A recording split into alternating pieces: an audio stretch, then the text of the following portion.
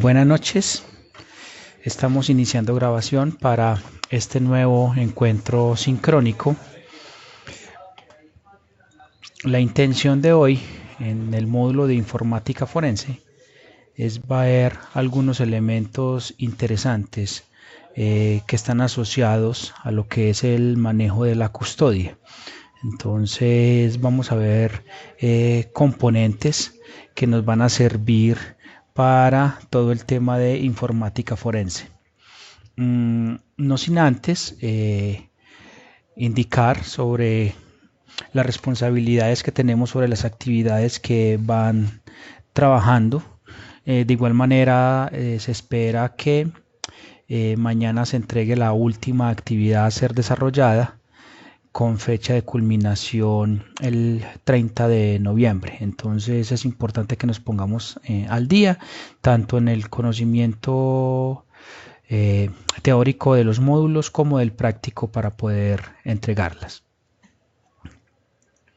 El tema de hoy, como venía comentando, está asociado a lo que es la cadena de custodia, todo el tema de manejo de la evidencia.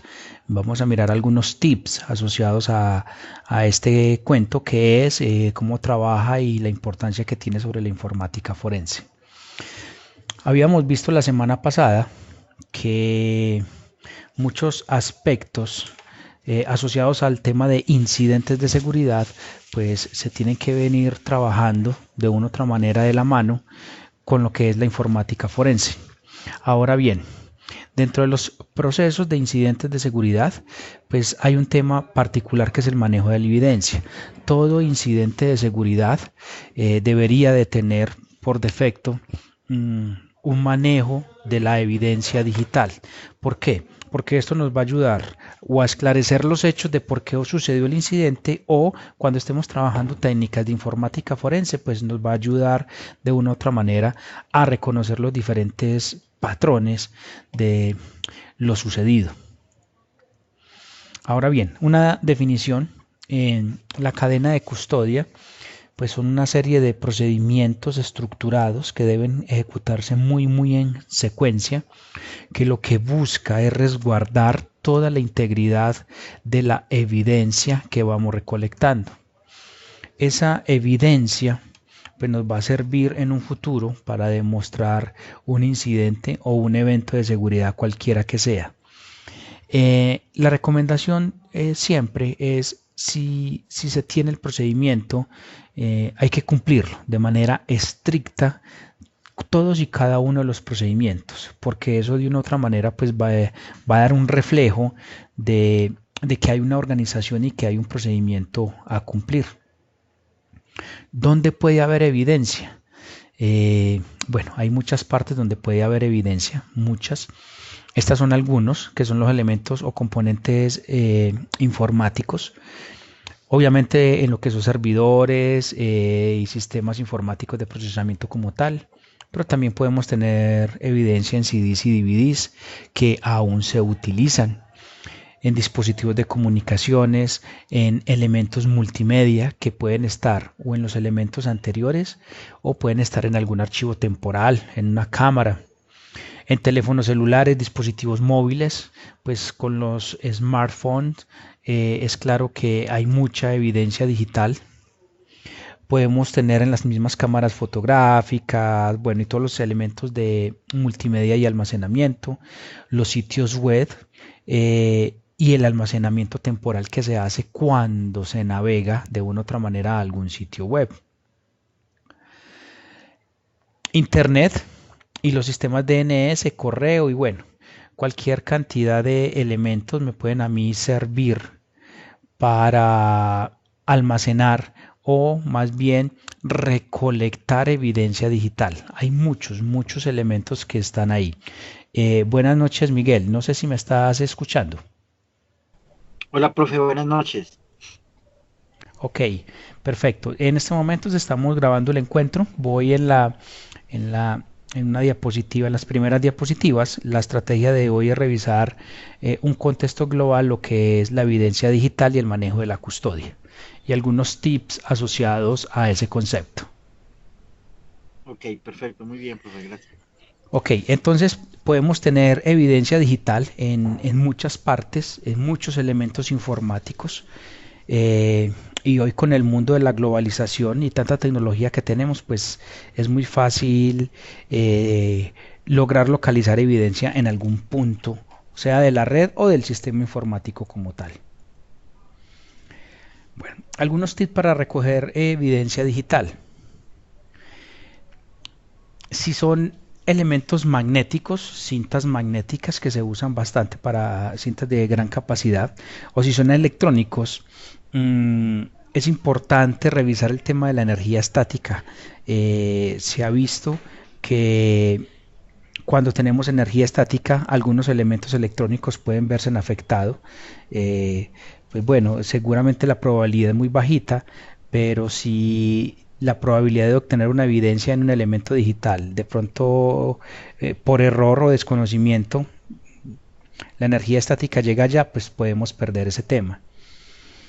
Si es un sistema hardware o plataforma, se debe aislar. Aislar no quiere decir apagar, sino darle un cordón de seguridad para que nadie entre al elemento hardware antes de hacer cualquier procesamiento.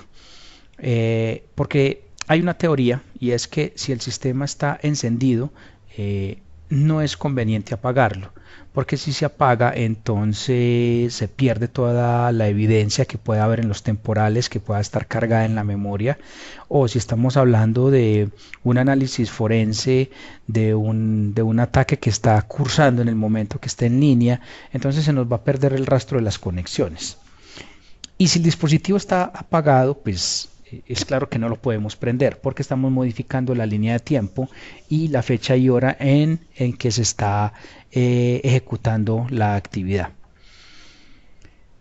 Registre fotográficamente todos los elementos físicos antes de hacer la recolección, antes de hacer el empaque, antes de hacer el embalaje. Si se tiene una cámara, con una cámara, si no con un celular, si es necesario recolectar evidencia que está en curso, entonces podemos usar pues print pantalla y todas estas opciones.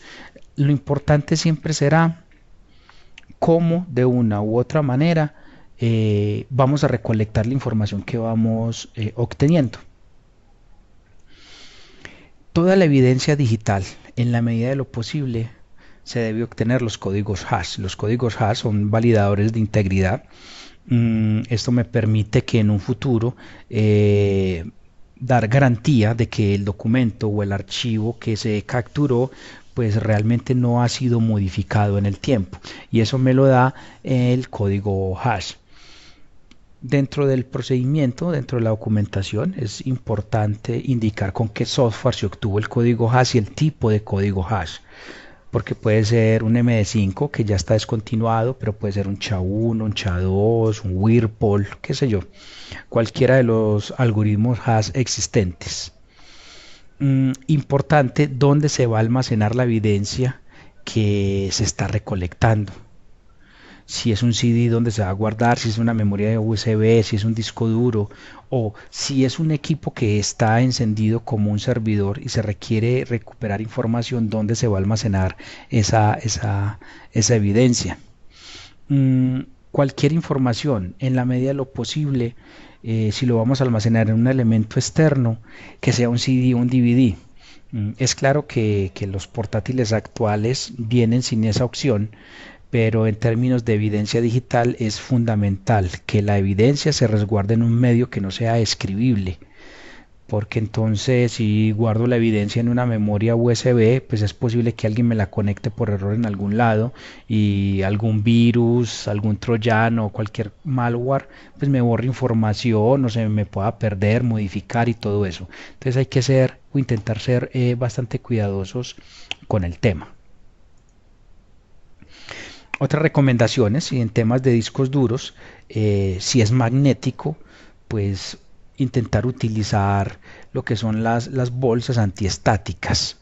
Si esta no se posee, pues una bolsa de papel, pero evitar por todos los lados que esa evidencia se guarda en una bolsa plástica, pues por la bolsa plástica guarda estática, entonces no tiene ninguna conveniencia que se haga de esa manera.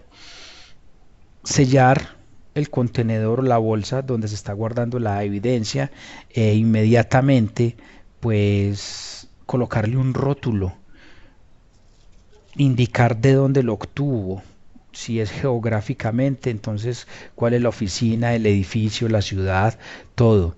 En letra clara, se haya recolectado alguna evidencia, pues no todos escribimos muy bien, pero hay una letra que sí es técnicamente ilegible, más que todo en temas de números. Entonces se confunde el 4 con el 9 y ese tipo de cosas, el 6 con el 0 cuando el 0 no es bien cerrado. Entonces eso da a confusión. Mm, Evitar siempre utilizar el lápiz. No usar lápiz porque eso se puede borrar, tiene que ser con tinta para evitar por ahí algún tema raro, sospechoso, que alguien me borró la información o algo así. Entonces, evitar todo eso. Si cometemos un error en el rótulo, mmm, bueno, hay dos opciones, o cambiar el rótulo completo o hacer una adenda indicando qué fue lo que se cambió. Pero la recomendación global es no utilizar ni liquid paper, ni borradores, ni ningún borrador de tinta, ni nada de eso, porque eso da sinónimo de que la evidencia fue alterada. Entonces, si alguien encuentra un rótulo que fue tachado, es claro que esa evidencia fue alterada. Entonces hay que ser muy cuidadosos. Si cometemos un error de ese estilo, pues intentar que sea lo más transparente la enmienda que se tiene que hacer. En la recolección de evidencia, la hora es fundamental. Veíamos en el último encuentro los temas del timeline, la línea de tiempo que se tiene que empezar a desarrollar. Entonces es fundamental obtener la hora en que se está haciendo o se está recolectando la evidencia. Tenemos los comandos, si el sistema está encendido, pues los comandos que nos traen la hora antes de tomarle la imagen, o si no, pues tenemos también la hora legal colombiana, que es a través del Instituto Nacional de Metrología. Profe, yo tengo una consulta. Sí, señor. Quiere decir C2. Bueno, estos son procedimientos recomendados para poder, porque finalmente recuerdo que desde un principio nos informabas que el objetivo de la informática forense es servir de ciencia o de técnica auxiliar a la justicia para resolver casos, Sí, ¿correcto? sí, Donde están involucrados elementos informáticos o digitales. sí. En ese orden de ideas, la pregunta es, yo me imagino en un litigio, uno sigue todos estos casos, pero no debe haber un notario o un algo, alguien, una autoridad que certifique que se siguieron todos unos procedimientos para que el juez pueda tener en cuenta nuestra evidencia, porque solamente yo decir lo hice en el mundo de los litigios, eso no sirve, la palabra no vale. Uno, y dos, cuando tú hablas de los códigos hash y demás, supongo yo que un juez, un abogado y toda esa gente, pues no sé hasta dónde ellos tengan el conocimiento suficiente para entender de que eso es válido en el mundo digital, de que estamos teniendo códigos hash mediante el cual estamos dando integridad a la información.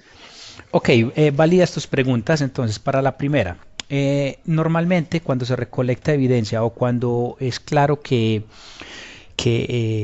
esa evidencia va a servir para un litigio, entonces ahí uno le pide la ayuda a un perito informático, que son los oficialmente certificados por el CTI y la Fiscalía. Entonces ellos van a venir seguramente a la organización y le va a decir, bueno, cuénteme cuál es el problema, y cómo se obtuvo o no la evidencia. Entonces ahí es donde uno le muestra el procedimiento riguroso que hizo para recolectar la evidencia. Seguramente la pregunta del millón de ellos va a ser, ¿y por qué no me esperó? ¿Cierto? Y es clara la respuesta, pues esperar la justicia seguramente tardará un poquito más. Además, la justicia permite un tema que se llama el primer respondiente. El primer respondiente es aquella persona que está al frente del delito y que puede dar fe de qué fue lo que ocurrió. Por eso normalmente en los asesinatos y todo eso, lo que es el CTI, la policía que tiene funciones judiciales, lo primero que hacen es buscar el primer testigo que estuvo en la escena, porque ese primer testigo de una u otra manera, o por el susto, o por muchas cosas, él siempre va a decir la verdad de una forma expresiva. Entonces, eso es lo que buscan, ese primer respondiente.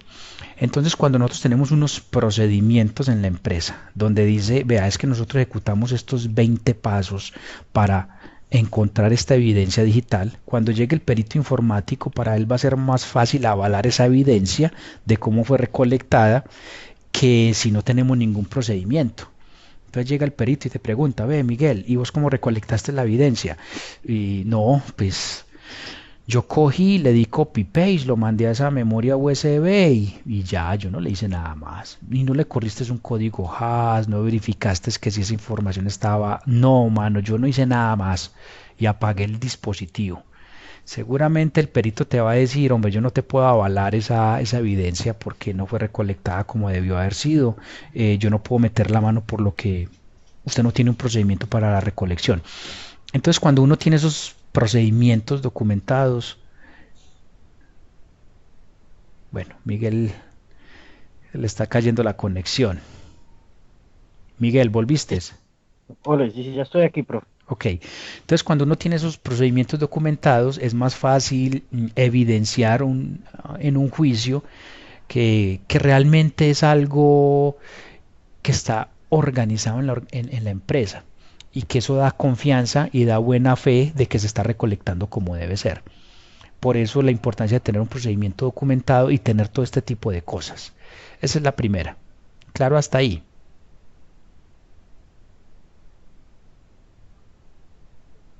Miguel, Aló, profe. ¿me escuchas ahí?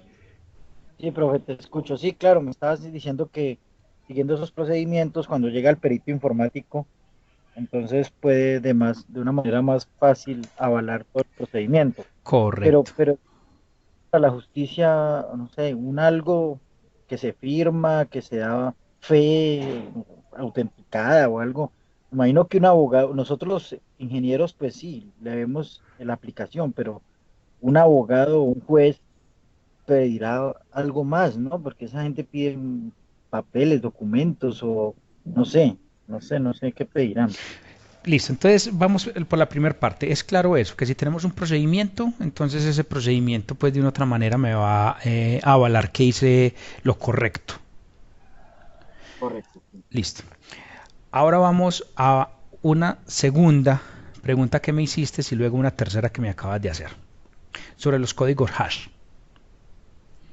Dentro del Sí. procedimiento pues está la funcionalidad de que esa evidencia debe tener una verificación de integridad. Eso técnicamente es posible que el juez ni te entienda qué es, pero el Correcto. perito del CTI sí sabe qué es y él sí sabe explicarle al juez para qué es ese número. Entonces, la defensa seguramente va a decir, no, señor juez, es que la información fue alterada, los hechos fueron alterados.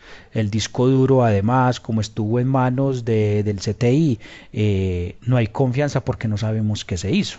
¿Cierto? Es lo que dice la defensa siempre para tumbar al otro, para tumbar a la fiscalía. Entonces ahí es donde entra el perito y le dice, bueno, señor juez, yo le voy a explicar cómo funcionan los códigos hash o cómo yo doy garantía de la integridad de la información. Entonces él va a explicar todo el procedimiento y le va a demostrar que ese número que tomó hace 2 meses con la evidencia es el mismo número actual. Ok. Si se lo logra demostrar, el juez no necesita entender eso matemáticamente que es por debajo, pero seguramente el CTI sí es capaz de demostrarle que el código no cambió durante todos estos meses. Por consiguiente hay una conclusión, y es que el archivo no fue modificado. Y se puede hacer de la otra manera, que es la lógica inversa. Modifique el archivo y corra el mismo programa. Eso inmediatamente lo va a cambiar. ¿Sí me Correcto. hago entender? Es la forma como se explique cómo suceden los eventos en informática forense. porque es claro que la justicia en Colombia pues está un poco atrás en los temas técnicos, pero hay formas de demostrarle ese tema. Correcto, ok. Ahora, la última que me hacías que, bueno, y entonces yo qué hago con esos procedimientos, habrá algo más. Entonces, normalmente hay varias situaciones. Uno, ya tenés el informe tuyo de tu empresa. Entonces, en tu empresa hiciste tu informe y usted como ingeniero de su organización, pues dio fe de lo que obtuvo y todo eso. Y su profesión es válida. Porque es que usted, si alguien le dio el título de ingeniero y si alguien le dio el título de certificado en algo, es porque usted de una u otra manera es idóneo para esa función. De hecho, en muchos casos judiciales se cuestiona la procedencia del conocimiento. Me explico. Supóngase que nosotros dos somos ingenieros químicos, ¿cierto? Los dos somos ingenieros químicos y por alguna extraña razón nos gusta el cuento de la seguridad informática y hacemos esta especialización y luego hacemos una maestría en seguridad informática, ¿cierto? Y vamos a demostrar algo. Entonces el abogado defensor va a decir, ¿cuál es su profesión? ¿Qué tenemos que decir nosotros? Ingenieros químicos. ¿Será que Ya. nosotros somos válidos para aportar evidencia digital? Así hagamos hecho una especialización. Podemos ser muy tesos, podemos tener mucha experiencia, pero cuando empiezan a desestimarse en las evidencias, créame que los abogados empiezan a pegar de cualquier cosa, porque me dicen, no, es que esas dos personas no son idóneos, ¿cómo es posible que dos ingenieros químicos me estén aquí generando a mí una evidencia digital? Entonces, cuando usted tiene todos esos procedimientos organizacionales, usted se los pasa al del CTI, que él ya llena otras plantillas de cómo recolectó la información. Entonces ellos aplican todo su procedimiento. Entonces, seguramente en la primera parte del procedimiento es indagación con la empresa. Ah, sí, y van a copiar todo eso. Y evidencia. Y entonces ellos validan la evidencia con el procedimiento, con todo eso. Y esa es otra minuta que se tiene. Entonces hay varios puntos y que es posible dentro de toda la cadena, pues demostrar que existe la evidencia para eso. Sí, sí me hice entender.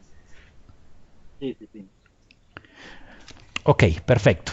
Entonces aquí vamos a recolectar la información. La idea es obtener las imágenes de la hora en que se está recolectando, porque eso hace parte de la línea de tiempo. Dentro de la recolección es fundamental los temas de los logs. Los logs entonces van a permitir, obviamente, mm, obtener cualquier tipo de evidencia que me permita eh, demostrar algo. Ahí la importancia de ¿y cómo están mis logs? ¿Qué tengo o qué no tengo? Entonces tenemos los registros de auditoría normales, los programas que estén corriendo de memoria, si tengo cámaras, entonces la SD que tiene la cámara, las actividades en internet, bueno, si tengo un sistema de syslog o almacenamiento de las redes, grabaciones telefónicas, bueno, hay muchas formas de donde empezar como a compaginar los temas y empezar a recolectar información que me permite pues a mí llevar eso. Entonces aquí hago un salto a lo que es el ciclo de vida de la evidencia digital. Pues como cualquier información y como su ciclo de vida, pues debe tener una creación hasta un proceso final. El ciclo de la evidencia digital es bien interesante. Se puede ver en esta norma, es un handbook que es una guía para el manejo de la evidencia digital. Tiene varios pasos. El primero está asociado al antes de la informática forense y es cómo diseño yo la evidencia digital. ¿Qué tengo yo como evidencia digital? Entonces ahí hay un tema interesante, porque ese tema interesante entonces me va a decir, ok, si yo en un futuro voy a tener un evento de seguridad, ¿qué logs debería de tener? ¿Qué evidencia debería de tener? Entonces ahí empiezo a diseñar una serie de logs, una serie de eventos de seguridad que me permitan a mí en algún momento tener el estado de algo. Entonces me debo preguntar si los logs están disponibles, si son utilizables, si tienen un autor. ¿Quién lo hizo? Ah, lo hizo el servidor, lo hizo la máquina X o el enrutador o qué sé yo, cualquiera. Fecha y hora. Y hay un tema importante, y es que esa fecha y hora esté sincronizada con la red y con la hora regional. Entonces ahí vamos a tener seguramente algunos problemas en algunos sistemas, porque el protocolo de tiempo, que es el NTP, posiblemente no lo tengamos sincronizados. Entonces en un equipo computador digamos que son las 9 de la mañana, pero en un enrutador son las 9:40. Entonces si tenemos un problema de fraude o un ataque informático, ¿a qué horas fue? Entonces no sabemos si fue a las 9:30 o a las 9:40. Entonces eso puede decir mucho si es una cámara de video y todo eso. Eh, si esa evidencia permite validar su autenticidad, o sea, yo puedo ir y verificar que efectivamente salió de un servidor. Si es confiable el sistema o la plataforma, no es una plataforma que esté prendida, apagada o qué sé yo, o que estaba llena de virus y de malware, entonces qué tan confiable es. Entonces en el diseño de la evidencia se vuelve muy fundamental cómo la tengo yo y cómo de una u otra manera pues la podría mejorar. Ahora, en un segundo paso, que es el tema de la producción como tal. Entonces en esa etapa hay que verificar que el sistema sí esté generando los registros. Usted los definió y que realmente sí se estén llenando. Que si se puede identificar, que si tenga la fecha y la hora acorde pues al sistema o a toda la red o qué sé yo, o si está pegado en internet directamente, conexión directa o algo así, pero que realmente se esté cumpliendo lo que usted dijo que tenía que cumplirse, porque realmente el tema de la hora es fundamental. Entonces, que la plataforma esté operando bien, que no tenga ningunos errores y que los registros tengan completitud. ¿Qué quiere decir eso? Hay unos sistemas que a veces generan logs y otras veces no. Es muy extraño, pero así funcionan los sistemas. Entonces hay que ser cuidadosos, pues si queremos tener una evidencia pues bastante fiable, no es conveniente que a cierta hora el log no se registre. No, es que eso nunca registra entre las 10 de la mañana y las 11 y nadie sabe por qué. Entonces es importante que pues los sistemas de una u otra manera pues estén funcionando como debe ser. El tercer paso es la recolección de la evidencia. Entonces, la importancia de lograr identificar dónde puede estar toda la posible evidencia digital que me permita a mí de una u otra manera pues evidenciar algo. Asegurar todos los registros. Entonces hay que usar las buenas prácticas de recolección de evidencia, pues los tips anteriores es un mecanismo, preparar la evidencia para que sea utilizada hoy y en el futuro. Entonces eso nos va a traer algunas prácticas técnicas de cómo almacenar la información. Si yo recupero información de una base de datos, pues yo debo dar garantía que en 5 años esa información se esté viendo. ¿Qué pasa si la información en 5 años no se ve? Pues no tengo evidencia, la que recolecté hoy no me va a servir. Entonces hay una serie de archivos y de extensiones que con el tiempo cambian. Entonces hay que procurar mandarla siempre a ese tipo de evidencia a un dispositivo o a un sistema que de una u otra manera no cambie en el tiempo. Entonces archivos texto, archivos PDF, archivos multimedia, video y todo eso, que en el tiempo no me va a cambiar o no voy a tener problemas de incompatibilidades. Mantener y verificar siempre la cadena de custodia, que siempre se mantenga, que de una u otra manera no se vea violentada. Ahí viene el tema de los códigos hash. La regulación es importante revisarla. Y fundamental, establecer la relevancia o no de la evidencia. porque es que no todo lo que capturamos puede ser evidencia. Miguel, ibas a preguntar algo. No, pues estaba pensando yo, ahora que estás mencionando todo eso, creo que hacíamos el análisis o la reflexión en una clase pasada de que para poder llevar todo esto a cabo hay que preparar la empresa para esto, para un posible análisis forense. O sea, el tema de los logs, hay que tener todo un sistema, ojalá de gestión similar al de seguridad de la información, como un sistema de gestión forense, para poder preparar todos los sistemas informáticos ante una posible necesidad de análisis, ¿no? Sí, sí, ese es el tema, porque si la organización no está preparada, imagínate uno buscando logs en servidores donde nunca se activaron y la alta gerencia solicitando que quién fue el que se robó la información, que dónde está el análisis forense.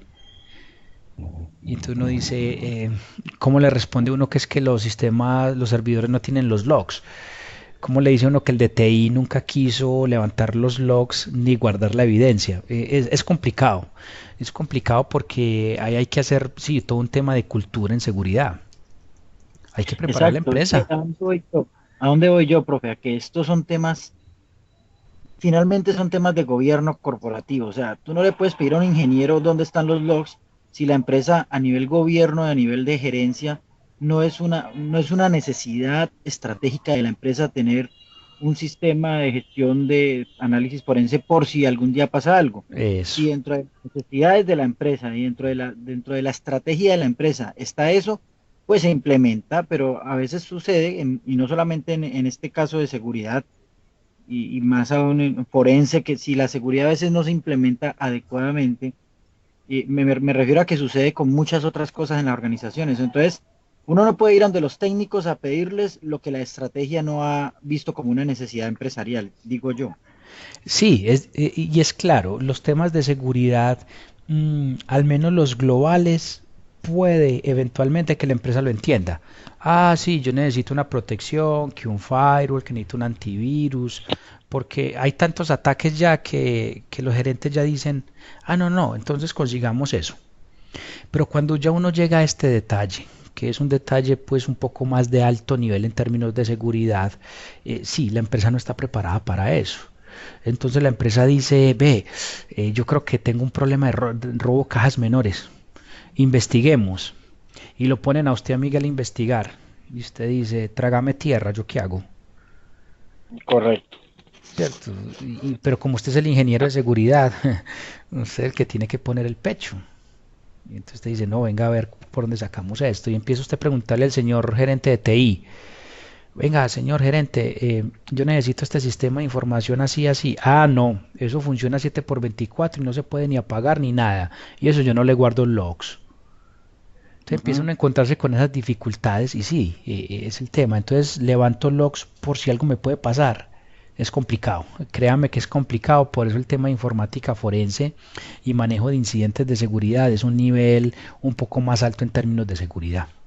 Pero hay que seguir intentando, porque es que estos son cuentos que a uno le pasan y en las Correcto. organizaciones pasan.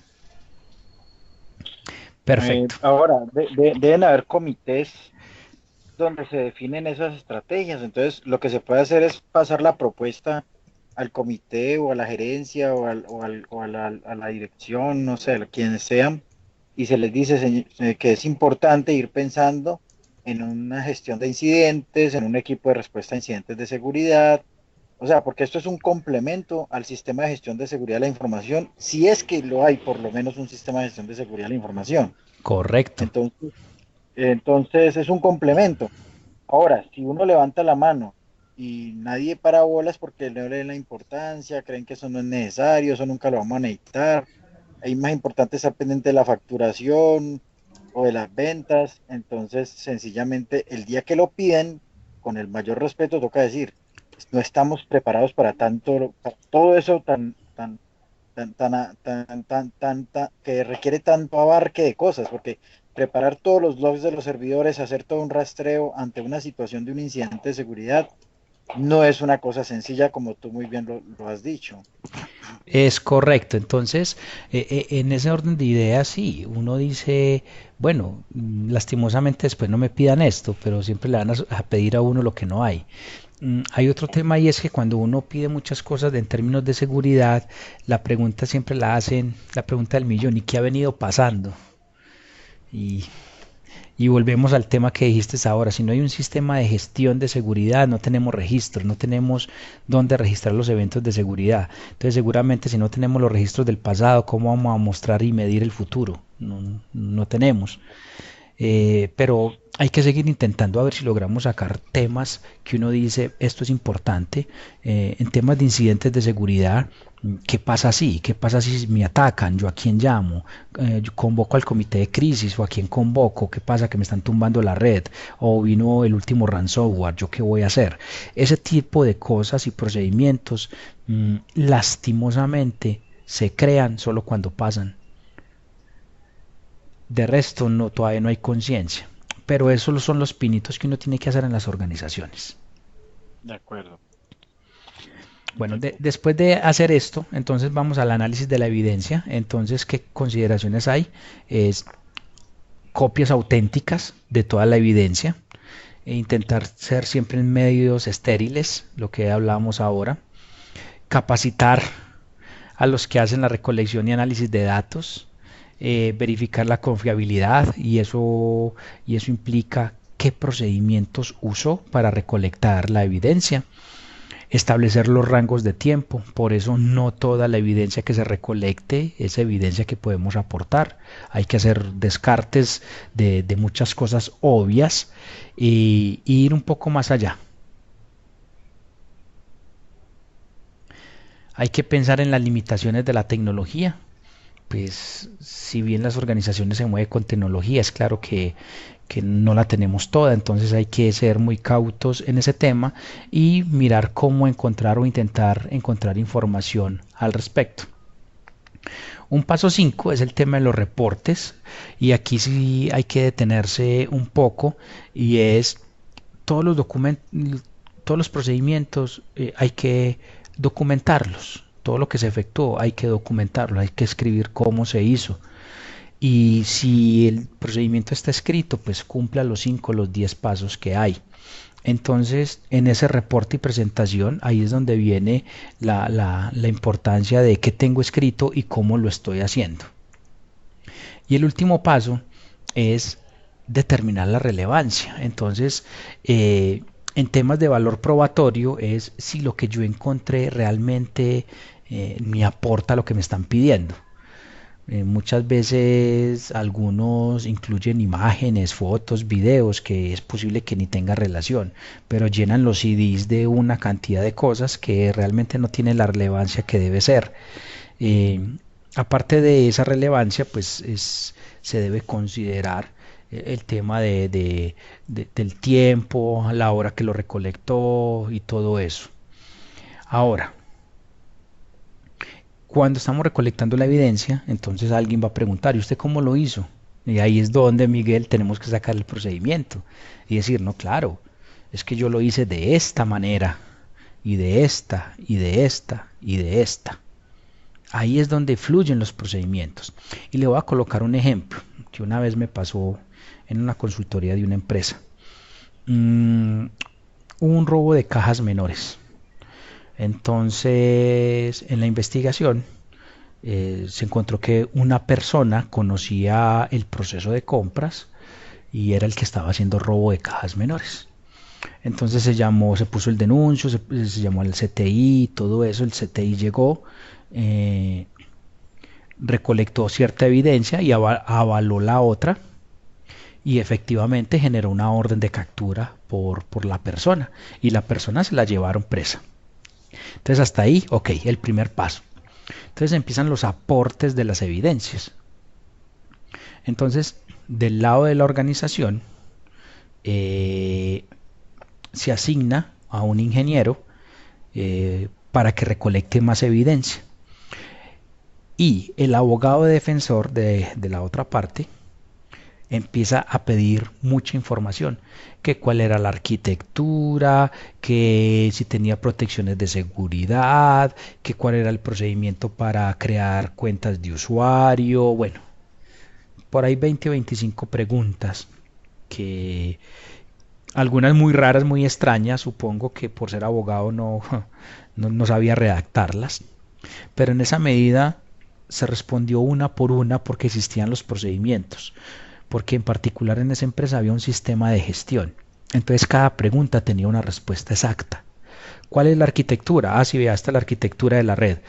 Una salida a internet, un enrutador, un firewall, un sistema de protección de intrusos, no sé qué, no sé qué, no sé qué. Aquí hay otros enrutadores hasta llegar a la base de datos. O sea que si hay un alegato diciendo que eso fue un fraude cometido desde internet, entonces ahí se demuestra por tener organizada la documentación de que es muy difícil que desde internet se llegue hasta esa base de datos. Entonces, puede que el juez no entienda esa parte técnica, pero cuando uno muestra esos procedimientos, eso da una garantía de que realmente hay una organización, hay una empresa organizada detrás y hay un proceso de seguridad y que lo que están diciendo realmente es, o sea, tiene un fundamento. Por eso la importancia de los procedimientos. Entonces aquí la regla de las evidencias igual. ¿Qué tiene usted para evidenciar o para soportar que la sacó de la manera fiable? Es eso. Es establecer que se siguieron todos los procedimientos, es establecer que esa evidencia realmente cumple con lo que se está solicitando y que eso está avalado por la alta gerencia como procedimiento. Ahí es donde viene la importancia. Entonces esta metodología del ciclo de vida de la información trae una relevancia pues fundamental en el tema. La importancia final es hay que volver al ciclo de vida. Entonces ahí vienen las buenas prácticas de ¿y qué aprendí yo? Resulta que en la evidencia no había evidencia. El log no estaba y bueno, lo que siempre sabemos, nunca activan los logs y todo eso. Entonces cuando lleguemos otra vez a la primera etapa, el diseño de la evidencia, entonces ahí tenemos que, ok, señores gerentes, mire que si ha sucedido, entonces yo necesito que se activen este tipo de auditorías, al menos en los sistemas críticos, para poder tener un control, sea desde el punto de vista de seguridad o desde el área de auditoría, para que le haga seguimiento a posibles fraudes, control de acceso y todo ese cuento. Entonces ahí es donde las acciones de mejora de una u otra manera pues surgen y renacen, y eso es lo importante en los procesos y los sistemas de gestión, que siempre se tienen que estar nutriendo de todo eso que está sucediendo. Bueno, realmente eso era lo que quería yo hoy mostrar de cómo es el manejo de la evidencia, un plus de lo que teóricamente se tiene y cuáles son las consideraciones al respecto de la evidencia. No sé, Miguel, si tenés alguna pregunta o observación. No, profe, pues las preguntas las hice durante el encuentro sincrónico. De pronto le quiero hacer una consulta, pues un par de consultas con respecto a las actividades y al encuentro. Sí, Yo tengo todavía el encuentro como a las 7 de la noche. Yo me conecto hoy a las 7 pero ¿vamos a seguir a las 8 o es a las 7? no es a las 8. Ah, bueno, Sí, es a las listo. 8. Y con respecto a las actividades, pues ya subí la actividad pendiente y estoy trabajando en la actividad 2. Entonces hay que trabajar sobre esos archivos de evidencia que tú nos dejas en un punto zip, ¿correcto? Sí, señor.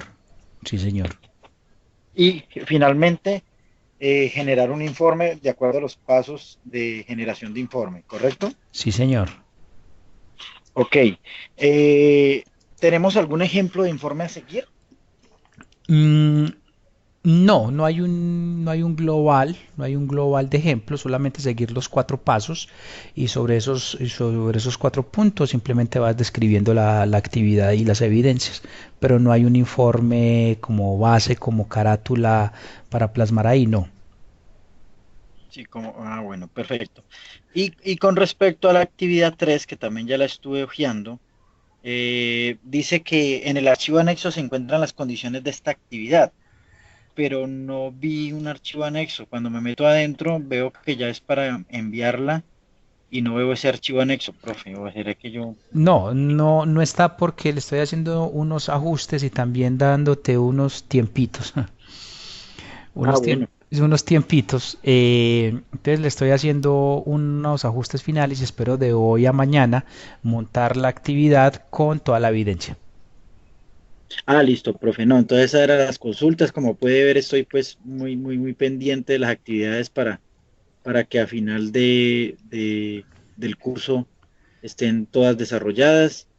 Ya la actividad uno se la subí hoy en vía correo, profe, porque como ya Claro, no está en el link, sí, entonces vía perfecto. correo, correo interno, y ya estoy trabajando sobre la segunda, que espero terminarla a más tardar el fin de semana, y antes de que se acabe el curso, evidentemente terminar la tercera. Perfecto, perfecto, Miguel. No, vamos bien con ese tema. Sí, yo espero de hoy a mañana subir la nueva actividad. Y no, de una, la idea es aprender un poquito y cumplir con los objetivos. Perfecto, profe. Ok, muy bien. No, Ok, por mi parte no tengo más dudas. perfecto, no, Miguel, muchísimas gracias. Entonces, damos por terminado este encuentro sincrónico. Esperemos que esta vez sí me guarde el video, o si no, pues pondré el audio y la presentación para que se pueda seguir en línea los dos elementos. Miguel, muchísimas gracias por la participación y que tengas una feliz noche. Igualmente, profe, muchas gracias. Feliz noche.